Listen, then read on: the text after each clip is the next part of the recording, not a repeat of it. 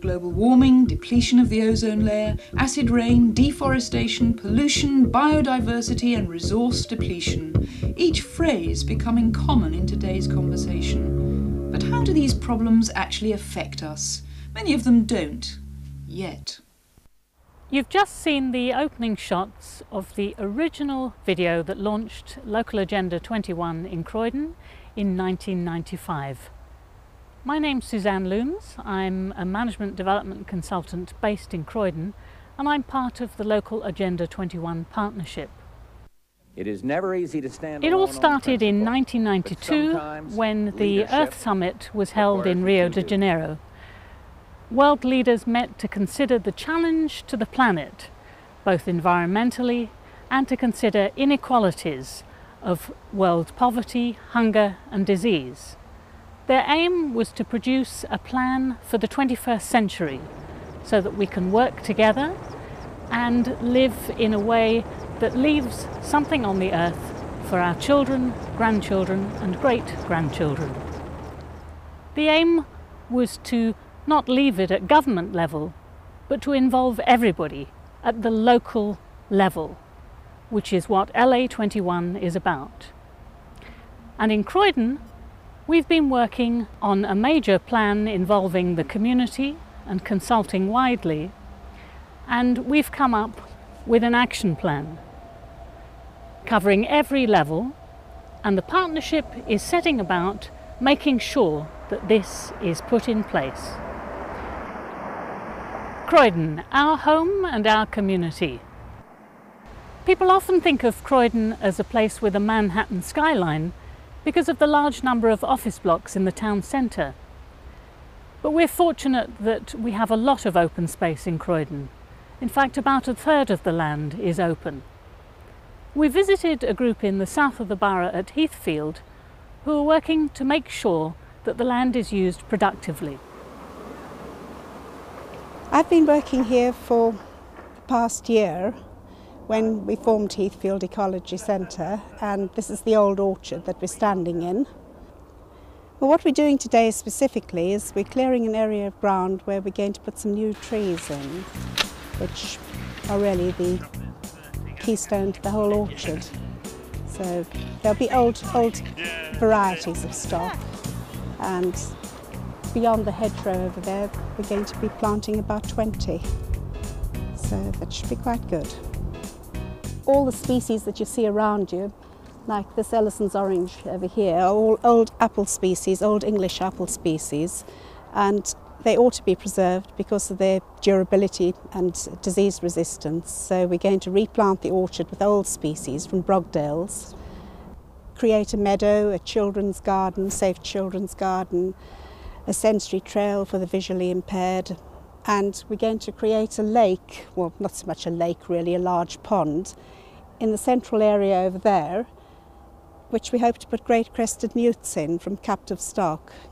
The other major task we've got in our hands is to restore the derelict buildings up that way, where we're creating a conservation centre where we can house exhibitions and supply information to the public about groups throughout the borough.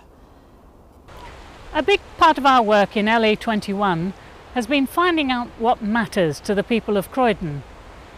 And one of the things that we know is most important to people is the quality of the air that we breathe. Air pollution causes a lot of health problems, as well as contributing to greenhouse gases that cause global warming.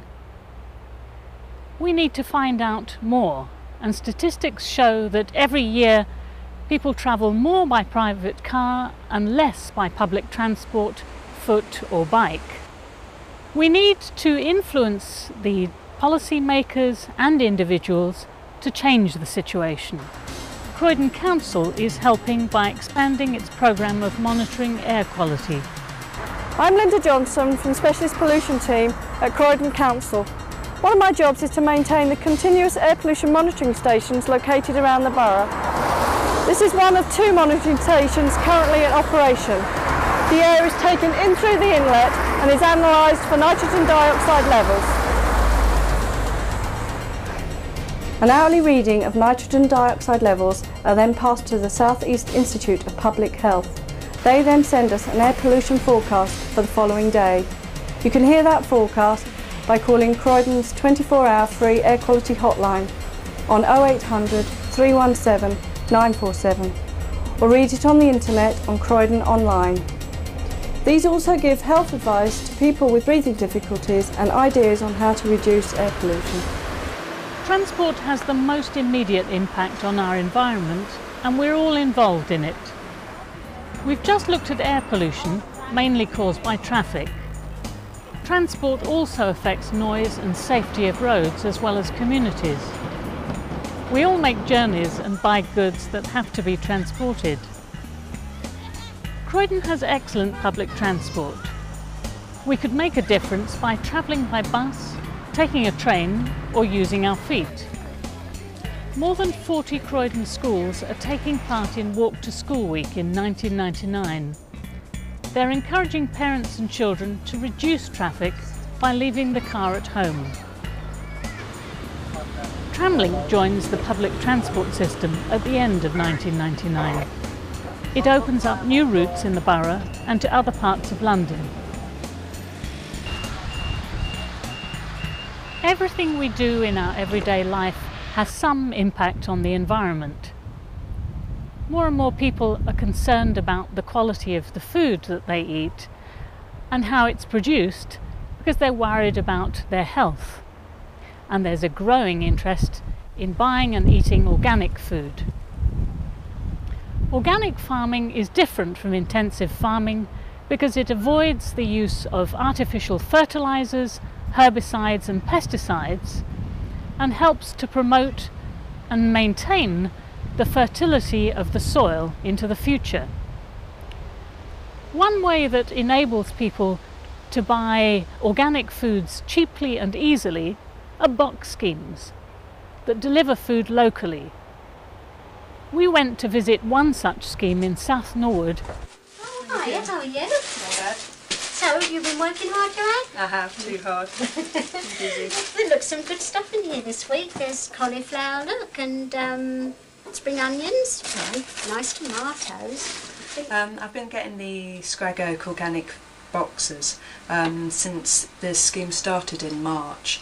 I believe very strongly in eating more organic foods because the environment is so damaged by the use of pesticides and farming methods and intensive farming, but I strongly believe in eating organic vegetables.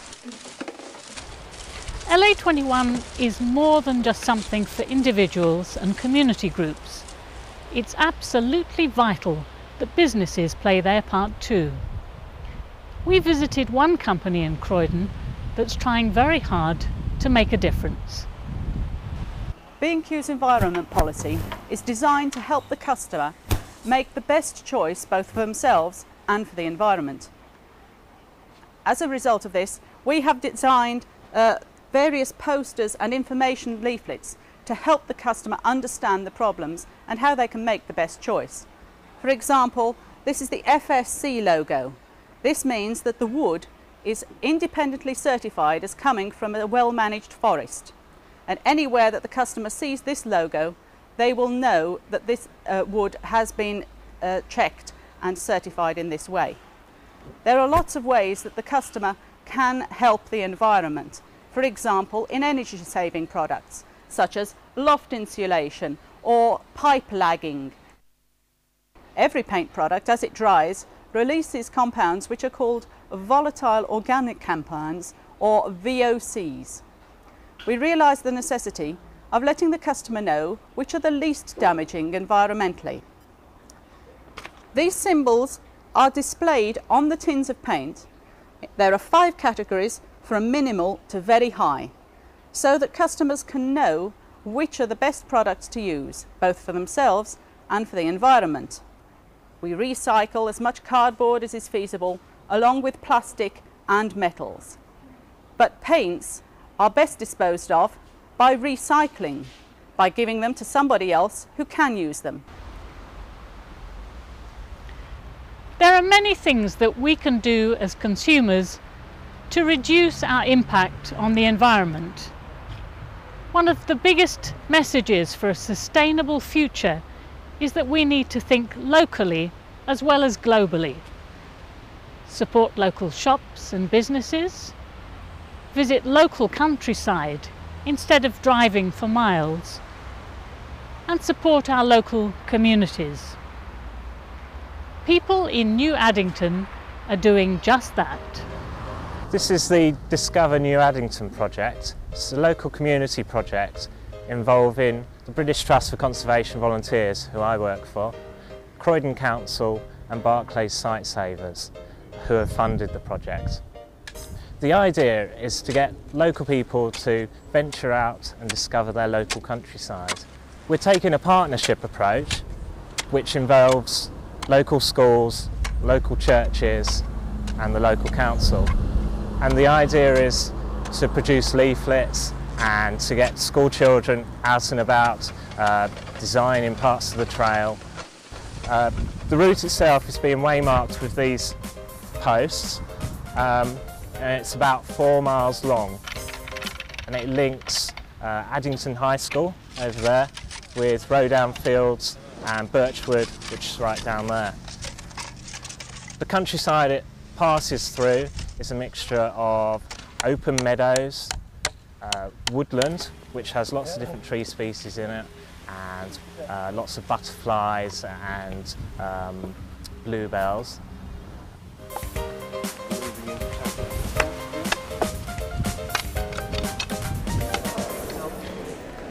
Local Agenda 21 brings the community and council together in partnership. It stimulates new initiatives, as well as encouraging and publicising good environmental practice in Croydon. Every year there's an LA21 conference. Over 100 people attended the one in 1998. We learned that Croydon's impact on the environment, its footprint, is 58 times its land area. We could reduce this by a factor of 16 with some simple changes in our behaviour. We spend considerable amounts of money each year using gas and electricity in the home. We can save money and help the environment by using it more efficiently. Loft insulation is one of the most cost-effective ways of keeping your house warm. Croydon Energy Network provide free advice. Telephone for free on 0800 512 012. You can do many things, such as fitting a low-energy light bulb or putting reflective film behind a radiator. Or you can be more ambitious and install solar panels. These are becoming ever more efficient. When the temperature of the water at the bottom of the tank is 7 degrees less than the panels are activated automatically, and the fluid in the panels is pumped around the system and heats the water in the tank. It's as simple as that. So since we've had the system installed, our gas bills have been reduced by about a third. It varies slightly, of course, but we reckon that in 10 years we should have paid for the cost of installation. The World Summit in Rio in 1992 aimed to bring environmental activity right down to the local level. We've shown some examples of how far we've come in Croydon since then. The projects are diverse, the people are enthusiastic, and the work helps to bring communities together, and it's fun. The people of Croydon are doing lots of little things to make a big difference. There's still more to be done. Here's our offer to you from a fellow member of the LA21 Partnership. Croydon's Local Agenda 21 Partnership is keen to hear about any other initiative by individuals, by community groups, or by businesses that show good practice. And we're going to back up our support with cash in the form of community grants. So if you know of any potential project, if there's something you'd love to see happen on your own street, in your own neighbourhood, at your local school, or even at your place of work, then do get in touch. The number to contact us on is 0181 760 5791. Our message is, think Croydon, think green, and make it happen. So do get in touch. The number again, 0181 760 5791.